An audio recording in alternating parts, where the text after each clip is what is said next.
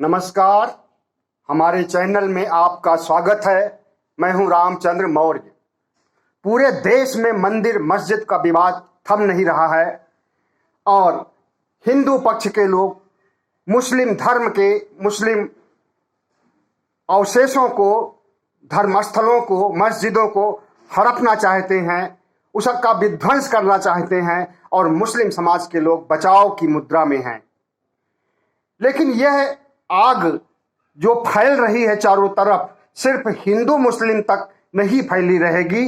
जिस तरह से सांप्रदायिक ध्रुवीकरण के लिए एक सुनियोजित ढंग से यह आग फैलाई जा रही है, वह बढ़ती ही जा रही है पूरे देश में। और हर समाज और धर्म के लोग, जिस धर्म के अनुयायी हैं, उन्हें कहीं न कहीं यह देखने में आ रहा है कि उनके धर्म के साथ, उनके देवी देवताओं के साथ, उनके मंदिरों के साथ, उनके पूजा धर्म स्थलों के साथ प्राचीन भारत से लेकर के मध्य भारत तक अपमान किया गया है और उसे तोड़ करके नष्ट किया गया है। मंदिर की जगह मस्जिद बनाया गया है और मस्जिद को गिराने के लिए, मस्जिद को ध्वस्त करने के लिए मुहिम छिड़ी हुई है और उस मुहिम में अयोध्या कांड के मामले में सफलता भी मिली है। और उसी सफलता से आत्मविश्वास से लैस होकर के और उसी सफलता से प्रेरणा लेकर के दूसरे धर्मस्थलों को भी निशाना बनाया जा रहा है। उसमें अभी काशी का जंग छिड़ा हुआ है। कहा जा रहा है कि काशी में ज्ञानवापी मस्जिद पहले मंदिर था, औरंगजेब ने इसे तोड़ करके मस्जिद बनाया और अब समय आ गया है कि ज्ञानवापी मस्जिद का विध्वंस करके यहां पर मंदिर बनाई जाए। इसी तरह से मथुरा में भी आग लगी हुई है और वहां पर भी मुस्लिम धर्म के मस्जिद को, शाही ईदगाह मस्जिद को तोड़ने की, विध्वंस करने की साजिश रची जा रही है आरएसएस के द्वारा, विश्व हिंदू परिषद के द्वारा, तमाम हिंदू संगठनों के द्वारा। और हिंदू कट्टरपंथी शक्तियां जिस तरह से लामबंद हो गई हैं और कोर्ट के को भी धत्ता बता रही हैं और जिस तरह से मीडिया उनका साथ दे रहा है और बगैर प्रूफ के ही किसी पत्थर को शिवलिंग कह रहा है या किसी फाउंटेन को, किसी फव्वारे को शिवलिंग कह रहा है, ऐसे में खुद ही अदालत बन गया है और खुद ही निर्णय सुना रहा है आज का मीडिया। लेकिन साथियों, बात यहां तक नहीं रुक थमती है।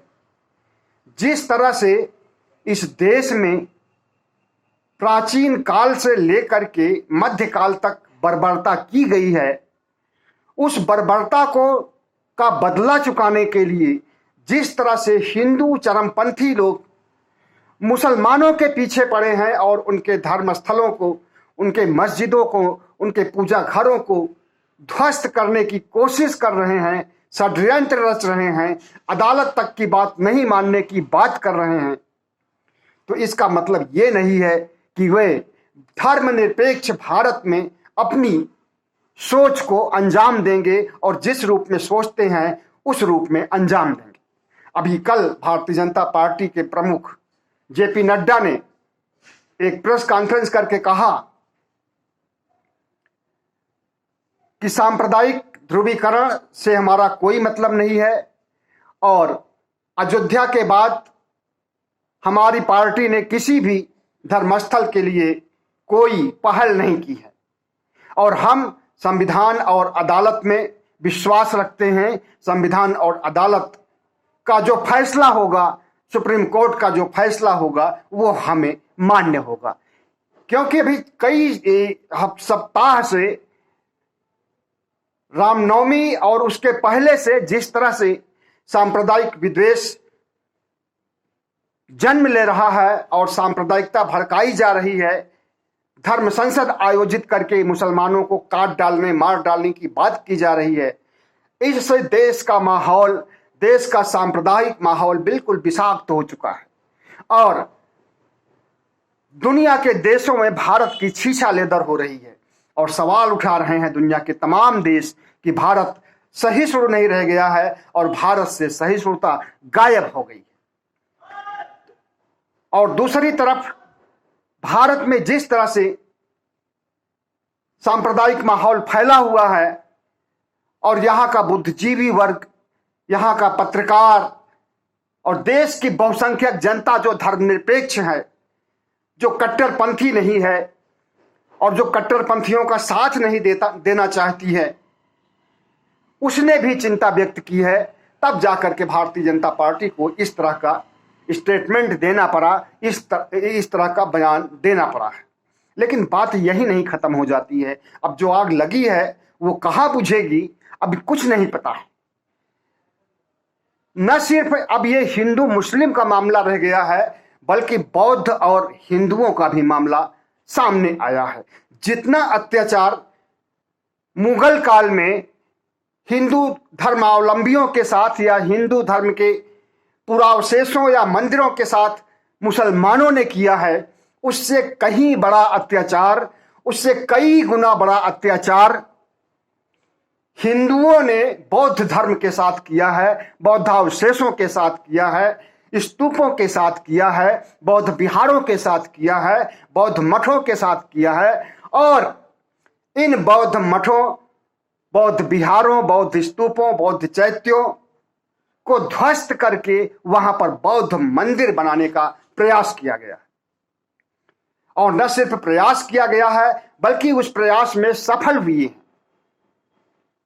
लेकिन अभी वहां पर इन हिंदू मंदिरों में बौद्ध धर्म के अवशेष मौजूद हैं। ठीक वैसे ही जैसे ज्ञानवापी मंदिर में हिंदू धर्म के लोग कह रहे हैं कि शिवलिंग मौजूद है, स्वस्तिक मौजूद है, नाग मौजूद है, चित्र मौजूद है, तमाम सारे सबूत दे रहे हैं कि ज्ञानवापी मंदिर के अंदर मौजूद है। उसी तरह से हिंदू धर्म के तमाम मंदिरों में सबूत मौजूद हैं बौद्ध धर्म के।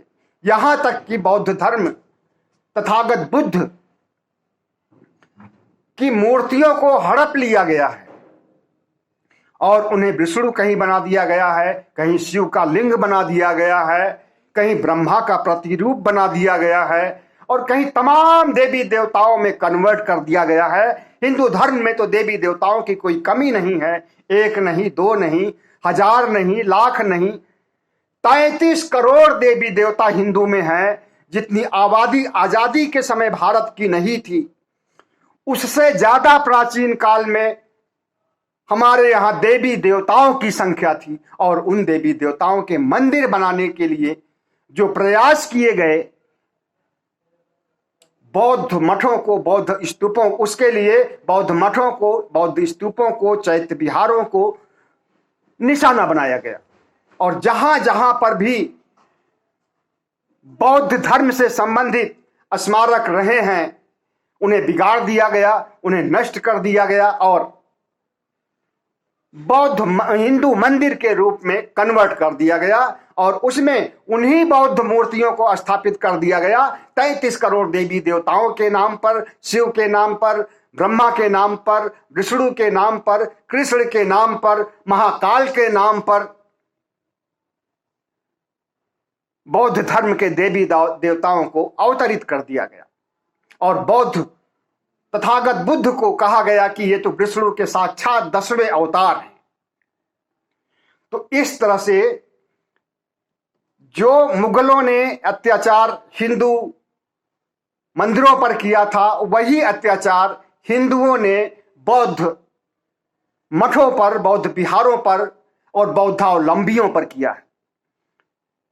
मौर्य काल के खत्म होने पर या मौर्य काल का खात्मा करने पर, जब बृहद्रथ मौर्य भारत के शासक थे, अखंड भारत के शासक थे, उस समय पुष्यमित्र शुंग का एक ब्राह्मण जो कि सेनापति था बृहद्रथ मौर्य का, निकल करके सामने आता है और बृहद्रथ मौर्य की हत्या कर देता है। उसके बाद पुष्यमित्र शुंग ब्राह्मणवाद की स्थापना करने के लिए प्रतिज्ञा कर लेता है और जितने भी बौद्ध विहार, अशोक ने 84,000 बौद्ध स्तूप बनवाया था, भारत से लेकर के अफगानिस्तान तक अखंड भारत में, और उन अखंड भारत के अधिकांश स्तूपों को हड़प लिया हिंदूवादी शक्तियों ने और हिंदूवादी शासकों ने गुप्त काल में। और वहां पर बौद्ध मंदिर, बौद्ध मठ, बौद्ध स्तूप की जगह हिंदू मंदिरों की स्थापना किया गया गुप्त काल में। और इसीलिए वास्तुकला के लिहाज से गुप्त काल को भारत के इतिहास में स्वर्ण युग की संज्ञा दे दिया गया और कहा गया कि गुप्त काल भारत का सबसे अच्छा काल था, एक स्वर्ण काल था। उस समय दूध की नदियां बहती थी और भारत विश्व गुरु था, भारत सोने की चिड़िया थी। लेकिन सोने की चिड़िया कैसे बनी, विश्व गुरु कैसे बना, दूध दही की नदियां कैसे बहने लगी, इसके तह में जाइए तो आपको लगेगा कि कुछ भी नहीं हुआ, बल्कि एक अत्याचार हुआ था बौद्धावलंबियों के साथ, बौद्ध धर्म के साथ, मौर्य सम्राट के अंतिम शासक के साथ। एक बहुत बड़ा छल, बहुत बड़ा धोखा, बहुत बड़ा षड्यंत्र रचा गया था। तो इस तरह से हमें तो ऐसा लगता है कि भारत में जब जिस धर्म के राजा या शासक का शासन रहा है, उसने अपने हिसाब से यहां पर धर्म के मंदिरों को, धर्मावलंबियों के विचारों को अपने ढंग से गढ़ा है। बौद्ध काल में लेकिन ऐसा नहीं हुआ था। मौर्य सम्राट अशोक, चंद्रगुप्त मौर्य या जितने भी 10 मौर्य सम्राट हुए हैं, किसी ने किसी धर्म के अवशेषों को नष्ट नहीं किया था, बल्कि बौद्ध धर्म को खड़ा किया था। बौद्ध धर्म के तमाम से स्तूप बनाए, विहार बनाए, चैत्य बनाए, मठ बनाए थे। उनका बनाया हुआ ओरिजिनल था। उन्होंने किसी धर्म के ऊपर या किसी धर्म के अवशेषों के ऊपर अपने स्तूप, अपने चैत्य, अपने विहार, अपने बौद्ध मंदिर नहीं बनाए थे। लेकिन मौर्य काल के खत्म होने के बाद जब जब इस देश में जिस धर्म के शासक रहे हैं, उस धर्म के शासकों ने अपने धर्म के हिसाब से देश में धर्म का शासन लागू किया है और यहाँ के उसके पहले के पुरावशेषों को, उसके पहले के धर्मस्थलों को नष्ट किया है और अपने धर्म में कन्वर्ट किया है। यही बात गुप्त काल में थी कि उन्होंने बौद्ध मठों को हड़प लिया, और यही बात मुगल काल में थी कि उन्होंने जो हड़पा हुआ हिंदुओं का साम्राज्य था, जो हड़पा हुआ सांस्कृतिक अवशेष था बौद्ध धर्म से हिंदुओं का, उसे मुगलों ने हड़प लिया। कहा जाता है जैसी करनी वैसी भरनी। जिस तरह से आप किसी का हड़प लोगे तो आपका भी कोई आकर के हड़प लेगा, इसी तरह से। और यही कुछ लागू हुआ था मुगल काल में हिंदू मंदिरों के ऊपर। हम इसे सभ्य और सही नहीं ठहरा सकते, न तो गुप्त काल के शासकों का, न तो गुप्त काल के ब्राह्मण धर्म स्थापित करने वाले राजाओं ने जो कुछ किया उसको हम सही ठहराएंगे, और न मुगलों ने जो कुछ किया उसे हम सही ठहराएंगे।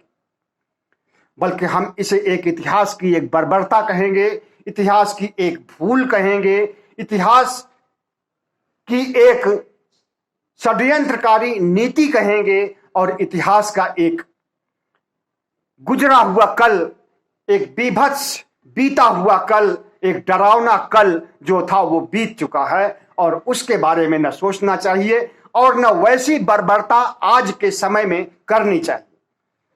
अगर मुगल काल में इस्लाम अनुयायियों ने, मुसलमानों ने जो बर्बरता की है वही बर्बरता आज के हिंदू करना चाहते हैं, तो ये निहायत ही असंवैधानिक, अलोकतांत्रिक, गलत है। ऐसा नहीं होना चाहिए। हमारा समाज, भारतीय समाज तब से बहुत आगे बढ़ चुका है, सभ्यता का बहुत विकास हुआ है, जनजीवन में काफी परिवर्तन हुआ है, सुख सुविधाएं पहले से ज्यादा मिल रही हैं, टेक्नोलॉजी, साइंस का विकास हुआ है, और आज हम एक सभ्य समाज में जी रहे हैं। बर्बर युग में नहीं जी रहे हैं। लेकिन हम बर्बर युग की बर्बरता को याद करेंगे या बर्बर युग की भूलों को, गलतियों को सुधारने का प्रयास करेंगे तो शायद हम उनसे भी ज्यादा बर्बर होंगे जो मुगल काल के आक्रांता और आतताई थे। उनसे कहीं बड़े आतताई हम आज कहलाएंगे। और यही काम, यही आतताई होने का काम आज का हिंदू कर रहा है। सभी हिंदू नहीं कर रहा है, कुछ मुट्ठी भर हिंदू कर रहा है, कट्टरपंथी कर रहे हैं। और मुसलमानों को बर्दाश्त नहीं करने वाले, दलितों को भी बर्दाश्त नहीं करने वाले ब्राह्मणवादी शक्तियों के लोग ऐसा कुछ कर रहे हैं। वे हिंदूवाद नहीं बल्कि ब्राह्मणवाद की स्थापना करना चाहते हैं। वे सिर्फ मुसलमानों को ही नहीं टारगेट कर रहे हैं, मुसलमानों को ही नहीं निशाना बना रहे हैं, बल्कि दलित समाज, ओबीसी समाज का हक भी छीन रहे हैं और इन्हें भी दोयम दर्जे का इंसान बनाए रखना चाहते हैं। जिस तरह से पहले से ये गरीब थे, गरीबी रेखा के नीचे थे, जाहिल थे, गंवार थे, उजड़ थे, वही उजड़ता गंवारपन इनके अंदर भरा रहना चाहिए, ऐसा इनकी सोच है। इसीलिए इन्हें समान नहीं बनाया जा रहा है, इन्हें आरक्षण नहीं दिया जा रहा है। और आरक्षण दिया जा रहा है तो आरक्षण के आरक्षण 10% निकाल करके सवर्णों को सौंपा जा रहा है। मतलब आरक्षण की ऐसी दुर्गति कर दी है आज की शासन व्यवस्था ने कि आरक्षण का अब कोई मतलब नहीं रह गया है। अब मतलब रह गया है तो सिर्फ अपनी जनसंख्या के आधार पर उसका, अपनी जनसंख्या को सामने लाया जाए और जनसंख्या की जनगणना के लिए सरकार पर दबाव डाला जाए, वोट का चोट किया जाए, तब जाकर के डर में आकर के ही कोई काम करती है आज की सरकार। और उसे डरवाने के लिए किसानों जैसे कुबत होनी चाहिए, तभी ये ओबीसी की गिनती करेगा और तभी ओबीसी समाज जागेगा और तभी ओबीसी समाज का उसका हक उसे मिलेगा। महाराष्ट्र के पंढरपुर का विट्ठल मंदिर, आंध्र प्रदेश के तिरुपति बालाजी का मंदिर, बालाजी के मंदिर में जो बालाजी भगवान हैं उनको विष्णु का अवतार बताया जाता है, लेकिन उनका शकल सूरत, उनकी कद काठी तथागत बुद्ध से मिलती है और उन्हें बालाजी कहा जाता है, उनकी पूजा की जाती है और वही हिंदू धर्म का मंदिर माना जाता है। यह पहले बौद्ध मंदिर था। बौद्ध स्तूप यहां के आसपास मिलते हैं, आज भी हैं। इसी तरह से उड़ीसा का जगन्नाथ मंदिर भी पहले बौद्ध मंदिर था, बौद्ध मठ था। और यहां की मूर्तियां और यहां की वास्तुकला भी बौद्ध कला से बिल्कुल हूबहू मिलती जुलती हैं। मध्य प्रदेश के उज्जैन का महाकाल मंदिर भी पहले बौद्ध मंदिर था, बौद्ध स्तूप था, बौद्ध मठ था। तमिलनाडु का कांचीपुरम मंदिर भी हड़पा हुआ है। ब्राह्मणवादी शक्तियों ने इसे हड़प करके कन्वर्ट किया है हिंदू मंदिर में, पहले यह बौद्ध मठ था।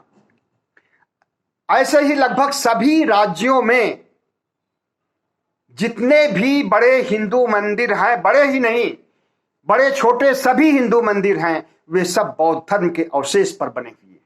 और वहां पर जाकर के अनुभव कर सकते हैं कि वही बौद्ध मूर्तियां हैं, वही बौद्धों की वास्तुकला है और वही शैली है और वही, बस उसमें क्या किया गया है कि सिंदूर लगा दिया गया है, लाल पीले कपड़े पहना दिए गए हैं। और हिंदू धर्म में जो कर्मकांड, जो पाखंड होता है, उस कर्मकांड और पाखंड के तहत वहां पर पूजा करने की व्यवस्था कर दी गई। तो इस तरह से जितने भी हिंदू मंदिर हैं उसकी मुक्ति के लिए भी आंदोलन होना चाहिए। हिंदू धर्म से उन्हें मुक्त कराना चाहिए, क्योंकि वो दरअसल हैं तो बौद्ध मंदिर है। और बौद्धों ने इसके लिए एक मुहिम भी छेड़ दी है। भीम आर्मी ने ऐलान किया है कि जितने भी बौद्ध स्तूपों को, बौद्ध चैत्य, बौद्ध मठों को हिंदुओं ने हड़पा है, उनसे मुक्त कराने के लिए एक अभियान चलाया जाना चाहिए। और पंढरपुर के विट्ठलनाथ मंदिर में जाकर के बौद्धों को बुद्ध वंदना करनी चाहिए। और जितने भी बुद्ध मंदिर हैं जिन्हें कि हिंदू मंदिर बनाया गया है, वहां पर बौद्धों को पहुंच करके अपनी पूजा पद्धति के तहत पूजा करनी चाहिए। ठीक वैसे ही भीम आर्मी ने ऐलान किया है, जैसे ज्ञानवापी मस्जिद में पूजा करने के लिए हिंदू लोग लालायित हैं और हिंदू लोग कोर्ट से, अदालत से गुहार कर रहे हैं कि ज्ञानवापी मस्जिद में हमें पूजा करने का अधिकार दिया जाए। ज्ञानवापी मंदिर है, मस्जिद नहीं है। कोर्ट का आदेश आया नहीं और इनका आदेश लागू हो जाए। इनका आदेश कोर्ट से ऊपर है, ये खुद ही कोर्ट बन चुके हैं।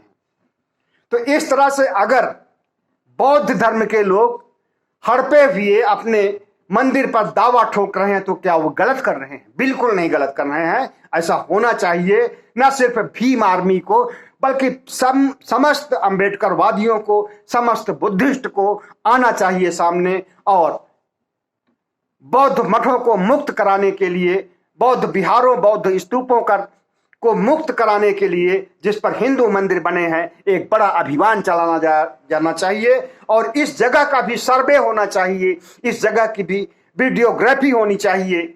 महाराष्ट्र के पंढरपुर की वीडियोग्राफी होनी चाहिए, सर्वे होना चाहिए। आंध्र प्रदेश के तिरुपति बालाजी मंदिर का सर्वे होना चाहिए, वीडियोग्राफी होनी चाहिए। उड़ीसा के जगन्नाथ मंदिर की वीडियोग्राफी होनी चाहिए, सर्वे होना चाहिए। मध्य प्रदेश के उज्जैन का महाकाल मंदिर का भी और तमिलनाडु के कांचीपुरम मंदिर का भी सर्वे होना चाहिए, वीडियोग्राफी होना चाहिए और अदालत में डालना चाहिए इस केस को, इसकी याचिका को कि हमें हमारे मंदिर, हमारे बौद्ध मंदिर, हमारे बौद्ध मठ मुक्त कर दिए जाएं, मुक्त कराए जाएं। लेकिन यह सब इतना आसान नहीं है जितना कि हिंदू लोग समझ रहे हैं और जितना बौद्ध लोग समझ रहे हैं।